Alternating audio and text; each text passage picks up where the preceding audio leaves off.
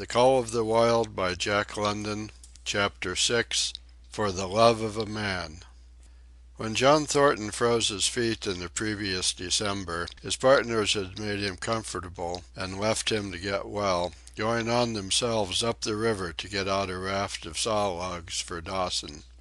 He was still limping slightly at the time he rescued Buck, but with the continued warm weather, even the slight limp left him. And here, lying by the river bank through the long spring days, watching the running water, listening lazily to the songs of birds and the hum of nature, Buck slowly won back his strength. A rest comes very good after one has traveled 3,000 miles, and it must be confessed that Buck waxed lazy as his wounds healed, his muscles swelled out, and the flesh came back to cover his bones. For that matter, they were all loafing. Buck, John Thornton, and Skeet and Nig, waiting for the raft to come that was to carry them down to Dawson. Skeet was a little Irish setter who early made friends with Buck, who, in a dying condition, was unable to resent her first advances. She had the doctor trait which some dogs possess, and as a mother cat washes her kittens, so she washed and cleansed Buck's wounds. Regularly, each morning after he had finished his breakfast, she performed her self-appointed task, till he came to look for her ministrations as much as he did for Thornton's. Nig, equally friendly, though less demonstrative, was a huge black dog, half bloodhound and half deerhound, with eyes that laughed and a boundless good nature. To Buck's surprise, these dogs manifested no jealousy toward him. They seemed to share the kindliness and largeness of John Thornton. As Buck grew stronger, they enticed him into all sorts of ridiculous games, in which Thornton himself could not forbear to join, and in this fashion Buck romped through his convalescence and into a new existence. Love, genuine passionate love, was his for the first time. This he had never experienced at Judge Miller's down in the sun-kissed Santa Clara Valley. With the Judge's sons, hunting and tramping, it had been a working partnership; with the Judge's grandsons, a sort of pompous guardianship; and with the Judge himself, a stately and dignified friendship. But love that was feverish and burning, that was adoration, that was madness, it had taken John Thornton to arouse. This man had saved his life, which was something, but further, he was the ideal master. Other men saw to the welfare of their dogs from a sense of duty and business expediency. He saw to the welfare of his as if they were his own children, because he could not help it. And he saw further. He never forgot a kindly greeting or a cheering word, and to sit down for a long talk with them, gas he called it, was as much his delight as theirs. He had a way of taking Buck's head roughly between his hands, and resting his own head upon Buck's, of shaking him back and forth, the while calling him ill names that to Buck were love names. Buck knew no greater joy than that rough embrace and the sound of murmured oaths, and at each jerk back and forth it seemed that his heart would be shaken out of his body, so great was its ecstasy. And when, released, he sprang to his feet, his mouth laughing, his eyes eloquent, his throat vibrant with unuttered sound, and in that fashion remained without movement, John Thornton would reverently exclaim, "God, you can all but speak!" Buck had a trick of love expression that was akin to hurt. He would often seize Thornton's hand in his mouth and close so fiercely that the flesh bore the impress of his teeth for some time afterward. And as Buck understood the oaths to be love words, so the man understood this feigned bite for a caress. For the most part, however, Buck's love was expressed in adoration. While he went wild with happiness when Thornton touched him or spoke to him, he did not seek these tokens. Unlike Skeet, who was wont to shove her nose under Thornton's hand and nudge till petted, or Nig, who would stalk up and rest his great head on Thornton's knee, Buck was content to adore at a distance. He would lie by the hour, eager, alert, at Thornton's feet, looking up into his face, dwelling upon it, studying it, following with keenest interest each fleeting expression, every movement or change of feature.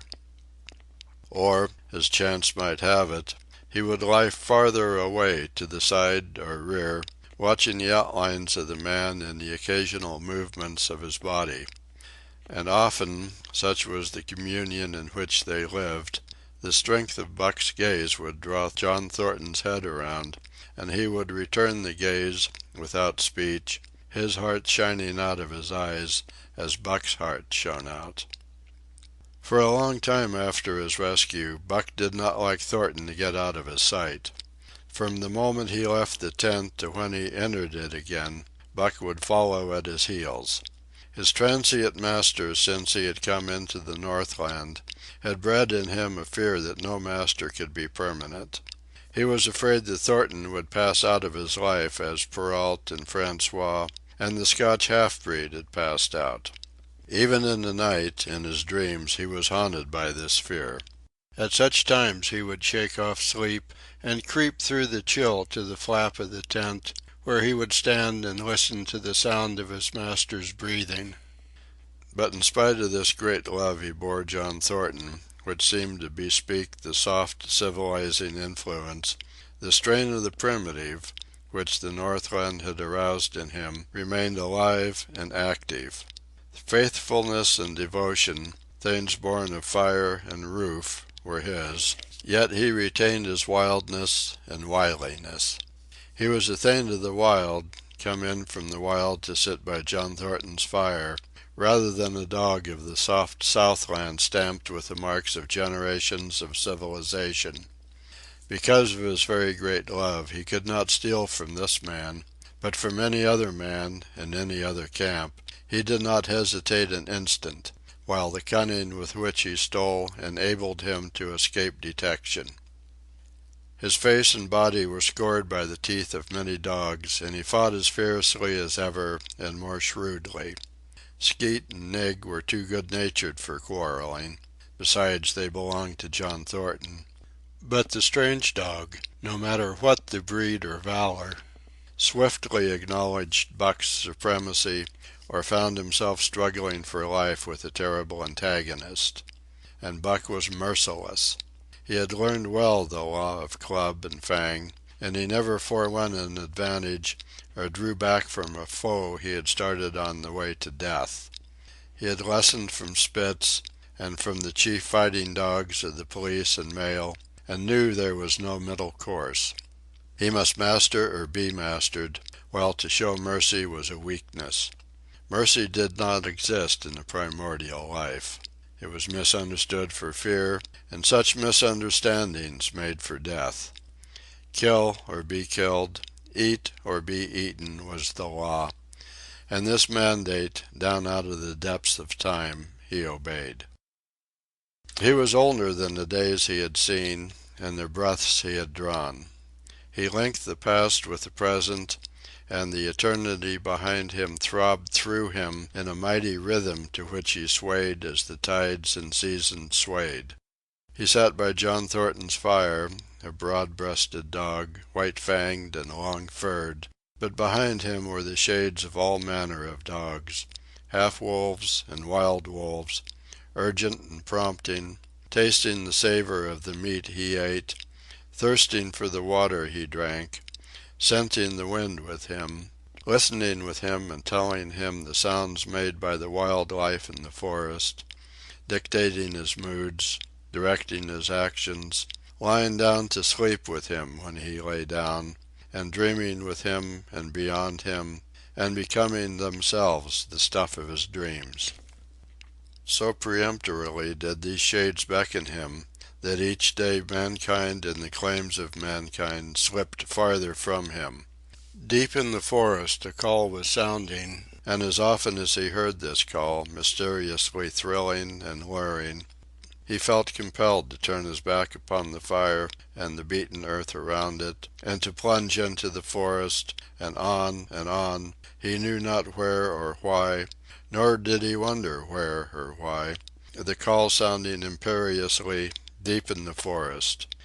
But as often as he gained the soft unbroken earth and the green shade, the love for John Thornton drew him back to the fire again. Thornton alone held him. The rest of mankind was as nothing.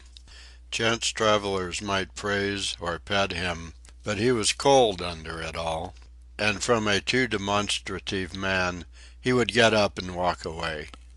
When Thornton's partners, Hans and Pete, arrived on the long-expected raft, Buck refused to notice them till he learned they were close to Thornton. After that he tolerated them in a passive sort of way, accepting favors from them as though he favored them by accepting.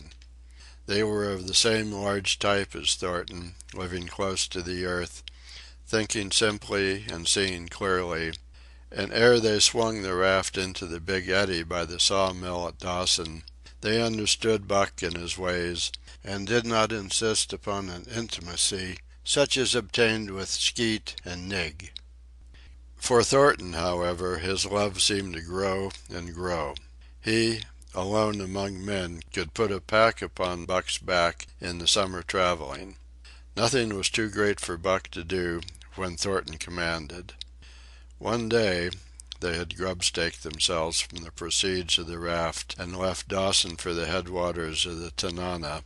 The men and dogs were sitting on the crest of a cliff which fell away, straight down, to naked bedrock 300 feet below. John Thornton was sitting near the edge, Buck at his shoulder. A thoughtless whim seized Thornton, and he drew the attention of Hans and Pete to the experiment he had in mind. "Jump, Buck!" he commanded, sweeping his arm out and over the chasm. The next instant he was grappling with Buck on the extreme edge, while Hans and Pete were dragging them back into safety. "It's uncanny," Pete said, after it was over, and they had caught their speech.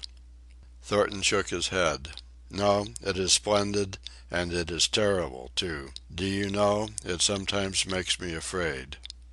"I'm not hankering to be the man that lays hands on you while he's around," Pete announced conclusively, nodding his head toward Buck. "Py Chingo," was Hans's contribution. "Not mineself, either." It was at Circle City, ere the year was out, that Pete's apprehensions were realized. Black Burton, a man evil-tempered and malicious, had been picking a quarrel with a tenderfoot at the bar, while Thornton stepped good-naturedly between. Buck, as was his custom, was lying in a corner, head on paws, watching his master's every action. Burton struck out, without warning, straight from the shoulder. Thornton was sent spinning, and saved himself from falling only by clutching the rail of the bar. Those who were looking on heard what was neither bark nor yelp, but a something which is best described as a roar, and they saw Buck's body rise up in the air as he left the floor for Burton's throat. The man saved his life by instinctively throwing out his arm, but was hurled backward to the floor with Buck on top of him. Buck loosed his teeth from the flesh of the arm and drove in again for the throat. This time the man succeeded only in partly blocking, and his throat was torn open. Then the crowd was upon Buck and he was driven off, but while a surgeon checked the bleeding, he prowled up and down, growling furiously, attempting to rush in, and being forced back by an array of hostile clubs. A miners' meeting, called on the spot, decided that the dog had sufficient provocation, and Buck was discharged. But his reputation was made, and from that day his name spread through every camp in Alaska. Later on, in the fall of the year, he saved John Thornton's life in quite another fashion. The three partners were lining a long and narrow poling boat down a bad stretch of rapids on the 40-mile creek.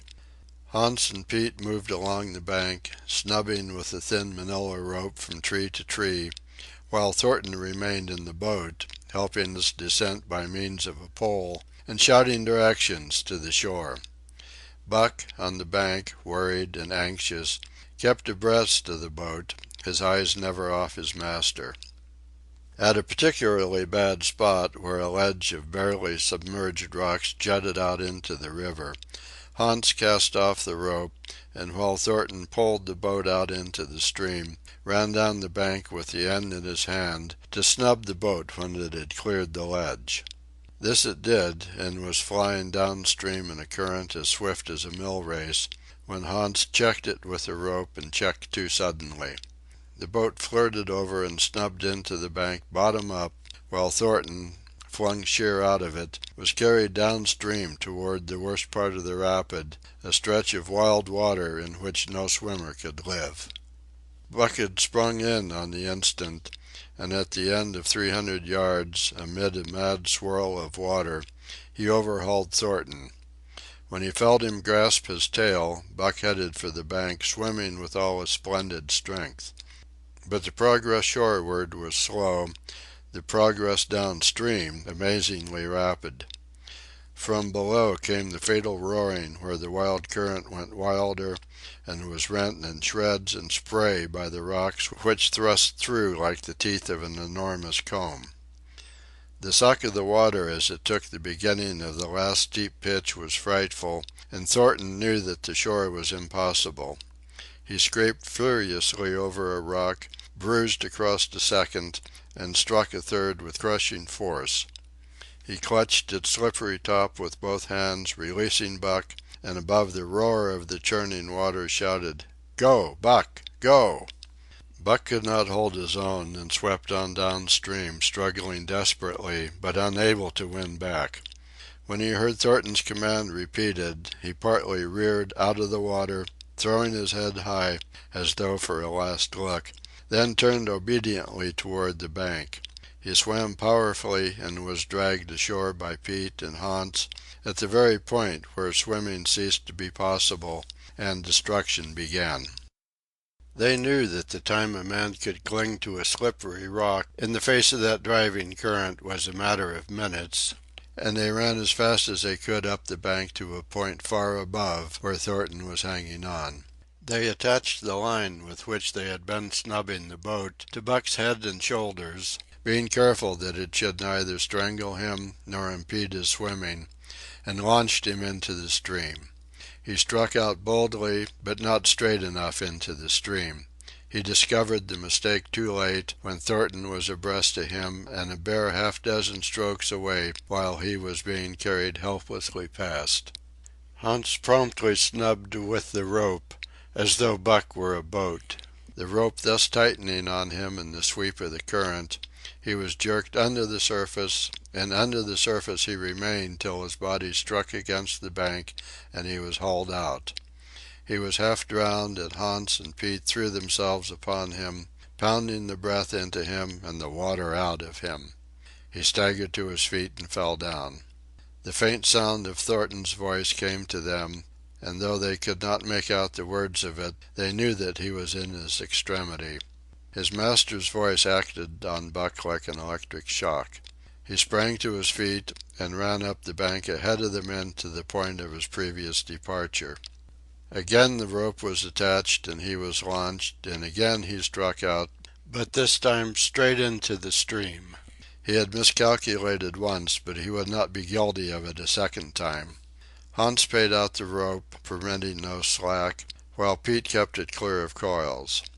Buck held on till he was on a line straight above Thornton, then he turned, and with the speed of an express train headed down upon him. Thornton saw him coming, and, as Buck struck him like a battering ram, with the whole force of the current behind him, he reached up and closed with both arms around the shaggy neck. Hans snubbed the rope around the tree, and Buck and Thornton were jerked under the water.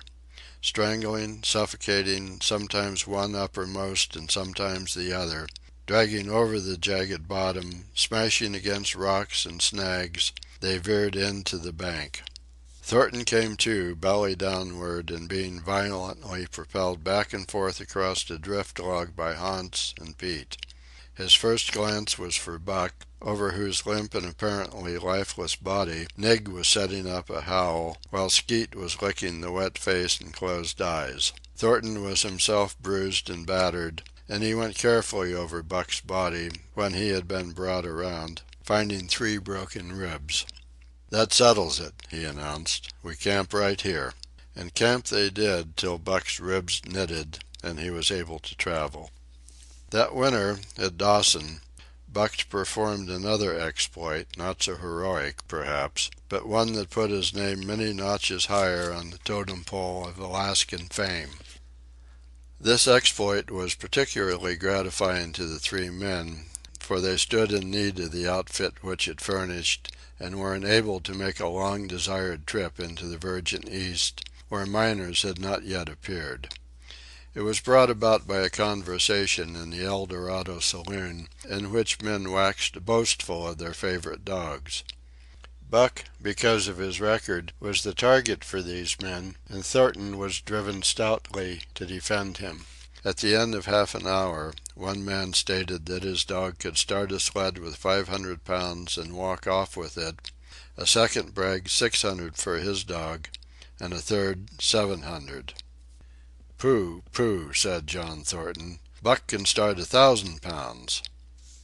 "And break it out, and walk off with it for 100 yards?" demanded Matheson, a Bonanza King, he of the 700 vaunt. "And break it out and walk off with it for 100 yards," John Thornton said coolly. "Well," Matheson said, slowly and deliberately, so that all could hear, "I've got $1,000 that says he can't. And there it is." So saying, he slammed a sack of gold dust of the size of a bologna sausage down upon the bar. Nobody spoke. Thornton's bluff, if bluff it was, had been called.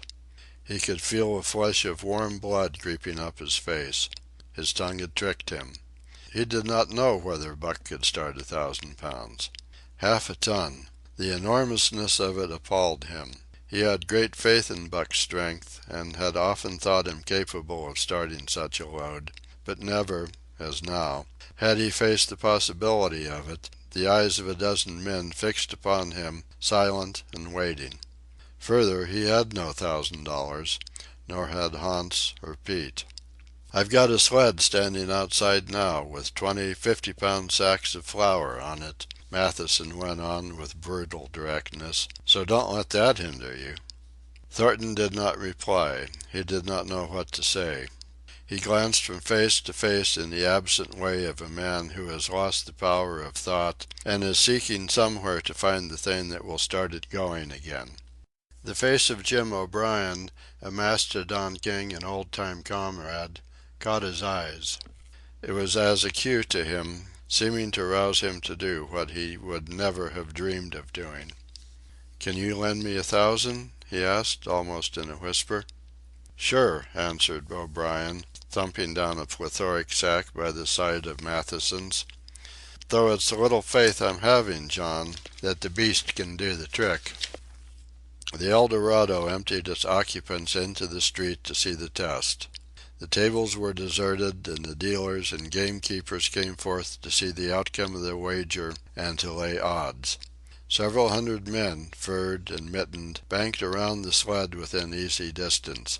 Matheson's sled, loaded with 1,000 pounds of flour, had been standing for a couple of hours, and in the intense cold—it was 60 below zero—the runners had frozen fast to the hard-packed snow.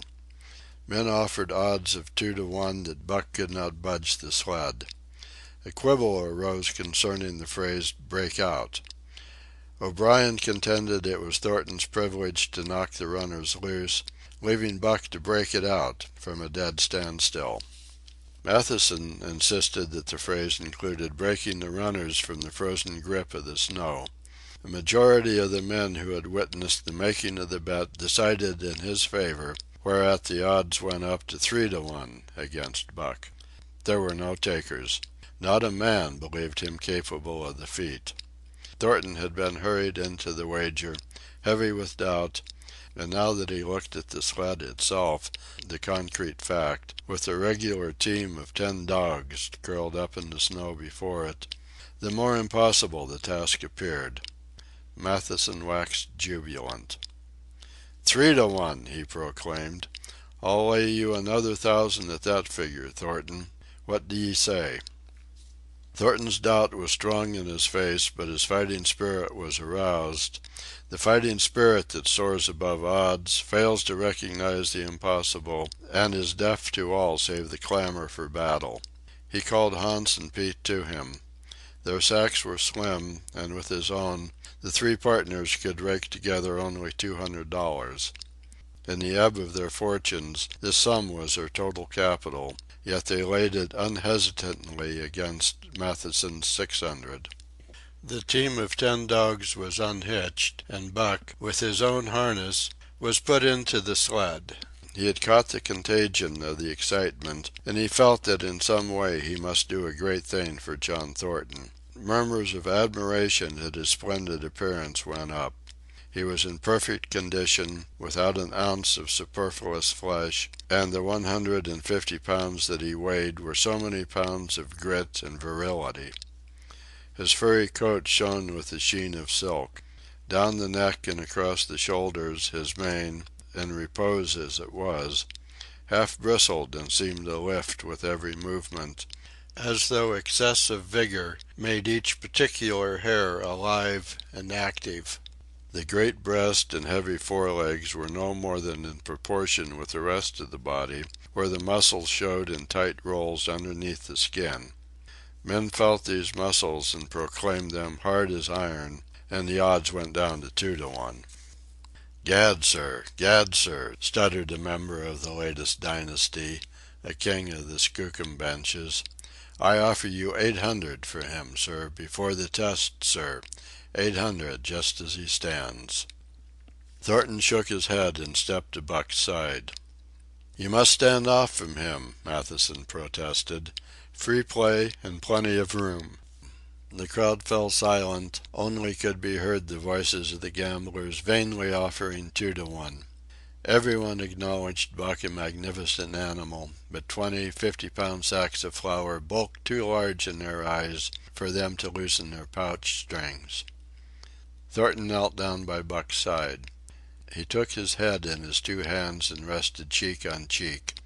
He did not playfully shake him, as was his wont, or murmur soft love curses, but he whispered in his ear. As you love me, Buck, as you love me, was what he whispered. Buck whined with suppressed eagerness. The crowd was watching curiously. The affair was growing mysterious. It seemed like a conjuration. As Thornton got to his feet, Buck seized his mittened hand between his jaws, pressing in with his teeth, and releasing slowly, half reluctantly. It was the answer, in terms, not of speech, but of love. Thornton stepped well back. Now, Buck, he said.